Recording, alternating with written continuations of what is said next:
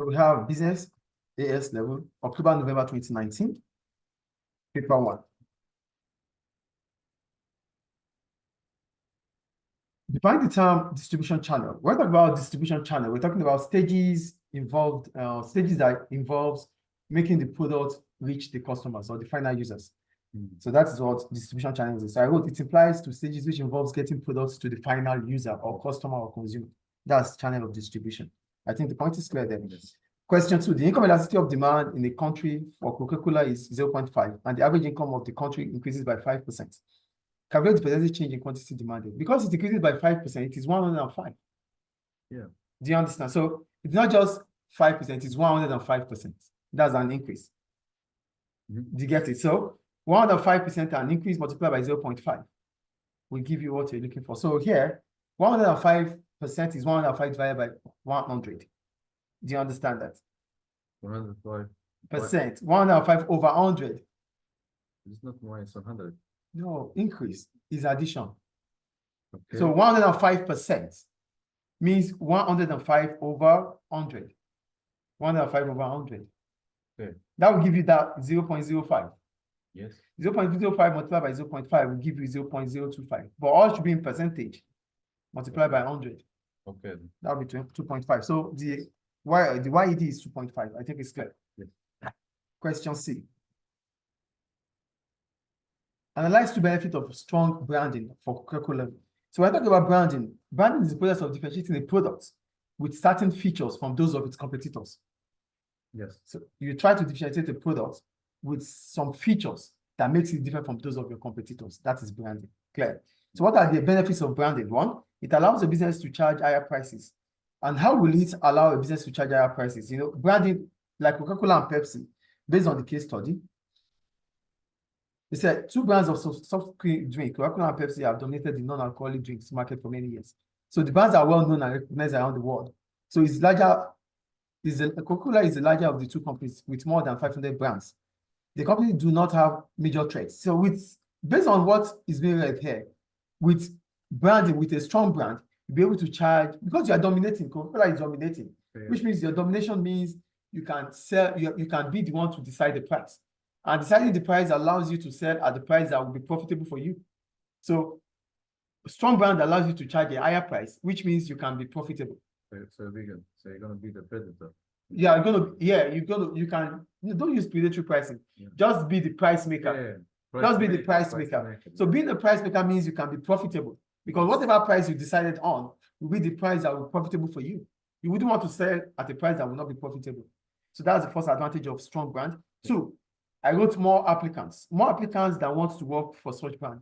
You know, with a strong brand, potential employees would like to be associated with such brand. Yes. So that means you become attractive to skilled managers and workers.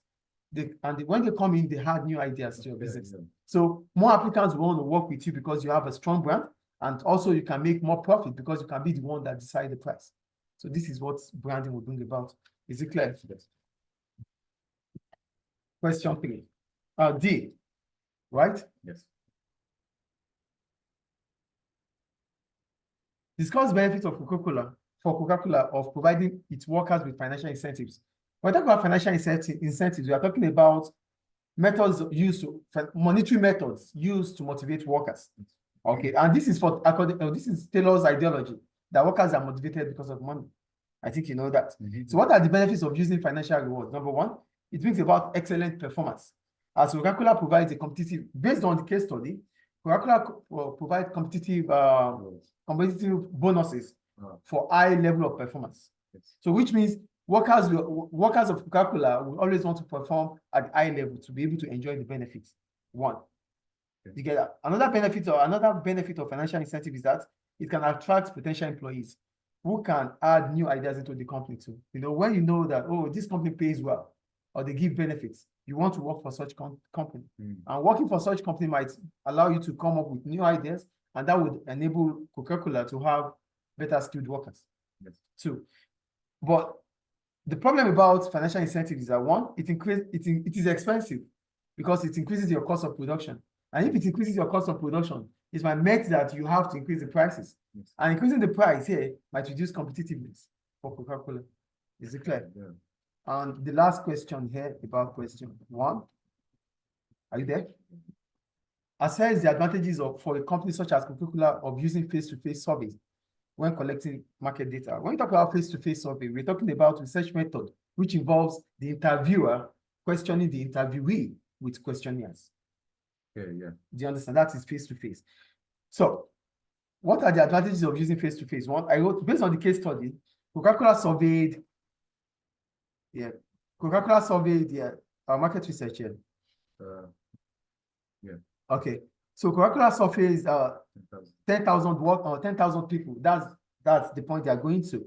So based on that case study, then I wrote, based on the case study, Coca-Cola surveyed more than 10,000 people to get their ideas on new packaging and flavors of Diet Coke.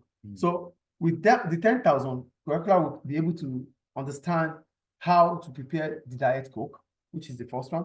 Yes. 2, I wrote face-to-face interview is a primary research method, which can be used to meet customer needs. So when you use face-to-face research method, it allows you to get first-hand information from your potential customers or your customers about your product or service. Yes. So, and that means it's going to be able to meet their needs. The third one, it can also allow clarification if the respondent doesn't understand the question. That's another advantage of face-to-face interview, because you're asking questions. I'm asking you questions and you're giving me answers. Anyone you don't understand through the questionnaire, you can simply ask me for me to clarify. Okay. Right. That's an advantage. Yeah, Unlike just questionnaire through poster that you don't have anyone to talk to. Is it clear? Yes. However, it is expensive as the process of interviewing 10,000 people will involve a lot of workers and time consuming. Yeah. So this means that it might increase your cost. And if it increases your cost, you might have to charge a higher price. And also delay the decision making. And charging higher prices also. Yes. And you know, this is a competitive market. You have to be fast with decisions. Yes, you have to be fast with decisions. You have to charge a price that is lower. But if you are incurring more costs as a result of this, then it becomes a problem. And 10,000 workers, 10,000 people are not even up to 7% of Coca-Cola's customers. So that 10,000 is just minority. Is it clear? Yes. Any question about that? So that's question 1 done. So we go to question 2. Yes.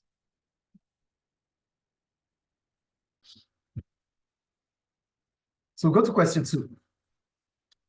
Define the term competitive pricing. When we talk about competitive pricing, it's simply a pricing strategy which allows a business to set the price as similar as those of its competitors. A pricing strategy which allows a business to set its price same or similar to those of its competitors. That is competitive pricing. Even if it's like slightly above or slightly. Yes, the price must be similar within those of your competitors. Okay. Maybe slightly below, probably below. Yeah, probably below. That is pricing strategy. We'll go on. So explain one reason why product may be considered the most important element of the marketing mix. And when we talk about product itself, product is any item or service sold by a business to meet customer needs. Any item or service sold by a business to meet customer needs. That's what a product is. So product can be considered as an important marketing mix because, one, based on the case study of Emirates, passengers expect quality in-flight entertainment, which is the product of Emirates, and food from Emirates, which means if the quality is not met, customers will turn to competitors. So product here we're talking about is, the definition of product is any item or service that you sell to meet customer needs, right? So based on the case study, customers are always looking up to the in-flight services of Emirates. So if Emirates doesn't come up with quality service based on their product, the customers will start looking for competitors like Qatar Airways or Etihad. Clear? So that's about products. Any question about that? So we'll move on to question C.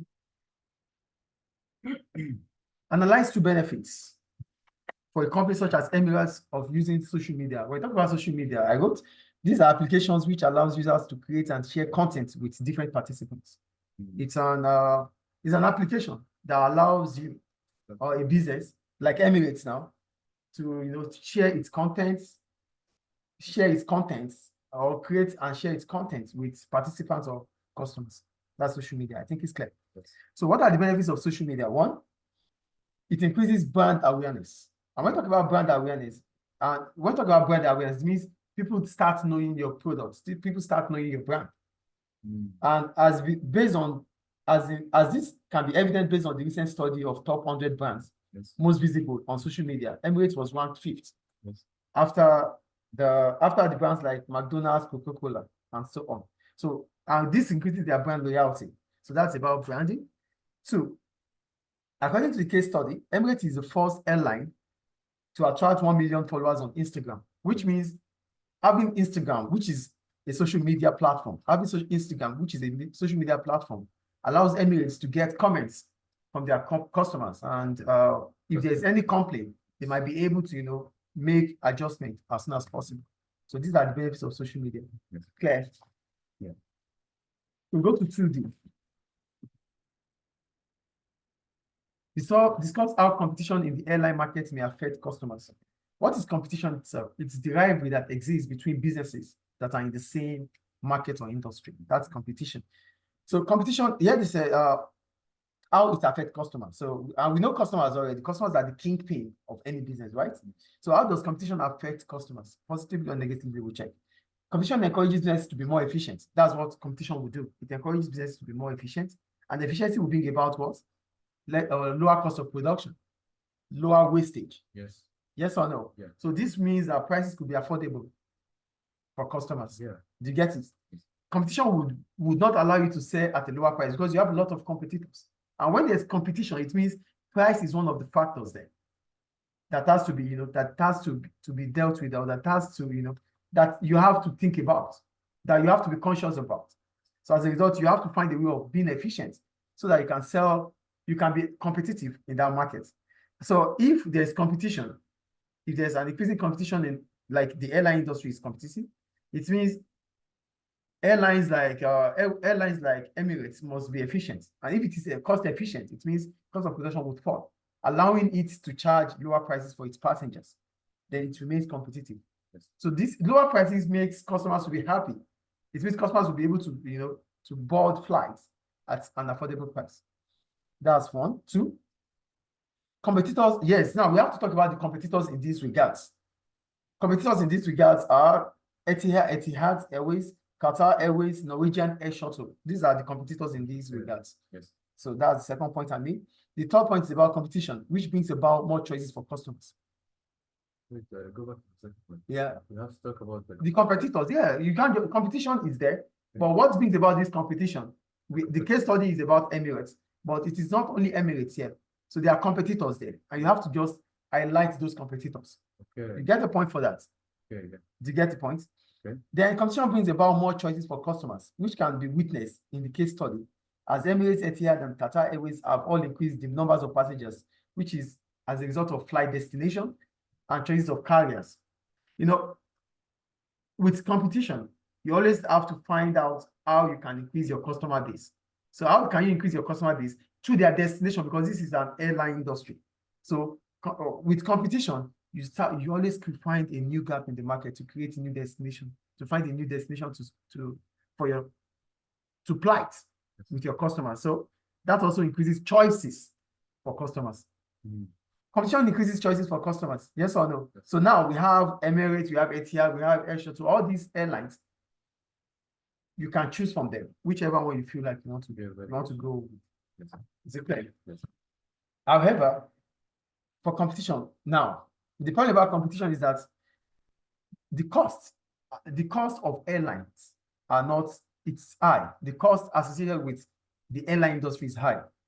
Okay. So if the smaller ones like the Norwegian Air Shuttle and the rest cannot keep up with the increasing cost, it means in the long run, they're going to leave the market. And when they leave the market becomes oligopoly. It might become oligopoly, which means leaving the market for a few large firms. And that might allow them to charge higher prices, which will not be favorable for consumers. Clear? Okay. Yes. Any question about that? So go to E. Assess the extent to which market mapping may have been useful to Emirates in growing its business. When we talk about market mapping, it is a form of market positioning. And when we talk about market positioning, it means you are trying to get you are visually getting information about your competitors on how they are faring in the market. Yes. That is what market positioning is about Yes. through market mapping. So what are the benefits of market mapping here? So market mapping have helped Emirates, based on the case study anyway, it has helped Emirates to understand its position in the airline industry. So Emirates is positioning itself. It's able to do that because it has done market mapping. Mhm. Do you get it? Because market mapping allows you to know where you are in the industry. Like a mass. Oh, no. Oh, we are the top. We are the second. We are the second best in the market. Oh, we are the third. You can get this by visualizing the information about your competitors. Good. Oh, just like, oh, you are the best student in your class. He is the best student. No, she's the best student in her class. So how are you able to know that? You'll be able to know through information you gather from him or her. Mhm. So this is what market mapping will do. So then you'll be able to position yourself in the market. Is it clear? Yes. Two, it's a useful method of analyzing competitors, which means Emirates may use it to compare prices and destinations that competitors fly to. And this may lead to new flight destination for Emirates. So when you do market mapping, we said we are seeking information about our competitors, right? Yes. So what are the information you need about your competitors? Their prices, their destinations, based on the case study, their destination, based on the fact that they are applying different trade routes. Yes. So you get the price they charge on each destination, you get the kind of destination they go to. So maybe in the course of doing that, mapping it out, you find out that they are not going to certain routes or they are not going to some destination, which you can go, like the case study of Emirates. Yes. Do you get the point? Yeah. Market mapping allows you to understand the price, get information about price, get information about destination.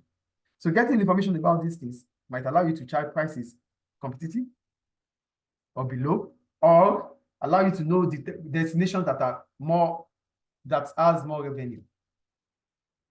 You can start going, or to find out the destination they are not going, for you to start going there. Market mapping will allow you to do that because it's information about your competitors. Yeah. Is it clear? Yes. So that is question. Okay, no, it doesn't finish there.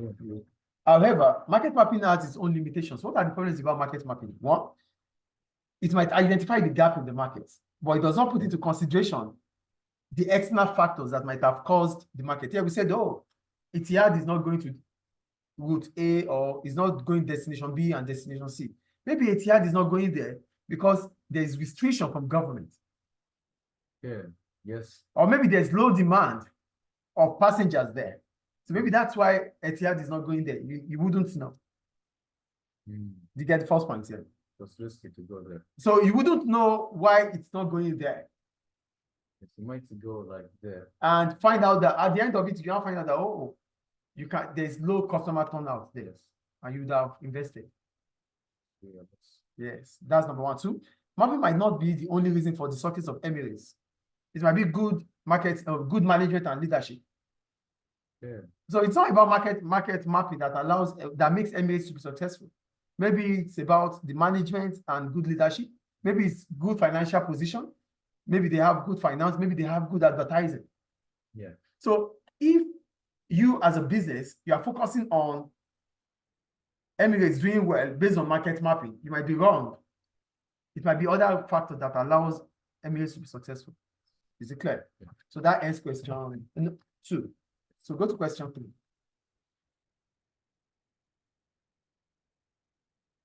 Evaluate whether the change in the organizational structure at Tata Motors is likely to an increase in its efficiency. First, what is an organizational structure? Organizational structure shows roles, responsibilities, and hierarchy within an organization. Roles, responsibilities, and hierarchy within an organization. That is what an organizational structure will show. So, based on the case study of Emirates, of Tata, sorry, Yeah. Tata Motors, they said there's new organizational structure announced by the manager, by the managing director, Botchek. So when you look at the case study, which I won't read, but it's there.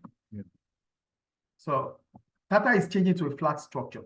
That's it. They said there's a fall in market share from 16 to 5%. That means there's 11% decrease in the market share. So Tata, the managing director felt it's going to be needs to change the market or the structure, which has changed from the long structure to flat structure.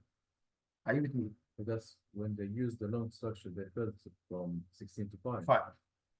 So that's what they were using the long structure before the new managing director came in.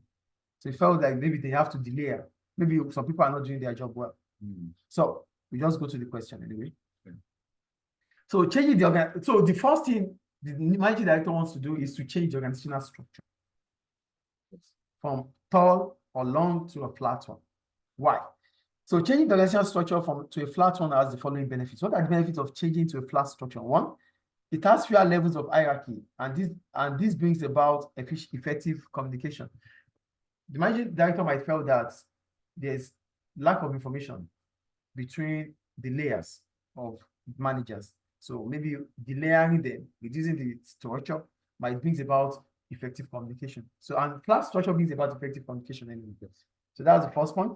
Two, it reduces labor costs, as it means cost of production will reduce based on the fact that few managers will be needed. The rest will be leaving the organization. So that means your cost of production might fall, allowing you to charge maybe a lower price on your cars. Yeah. You get that? Yes. The third one, Yes. it brings about wider span of control. Because when a flat structure increases it's a wide span of control. But that means we're going to have large numbers of subordinates under one manager. That's wide span of control. A flat structure brings about few managers and more subordinates. Few managers, more subordinates. That's a flat structure, and that's a wider span of control. So a wide span of control allows you to delegate authority. To bring about motivation. Yes. So workers will be motivated, they will be empowered. And that could increase efficiency and productivity. Clear? Yes. Also, this will also encourage faster decision making. Decision making is slow. And with flat structure, communication pass across quickly. You have few managers to discuss with. As a managing director, you have few managers to discuss with. And this allows you to make quick decisions. And based on the case study, Bochek is thinking about customer satisfaction and quicker decision regarding that. So a flat structure will allow it. Is it clear? Yes. However, the layering may have the following consequences. Number one, it might lead to shortages of skilled managers, who might have valuable experience in the industry.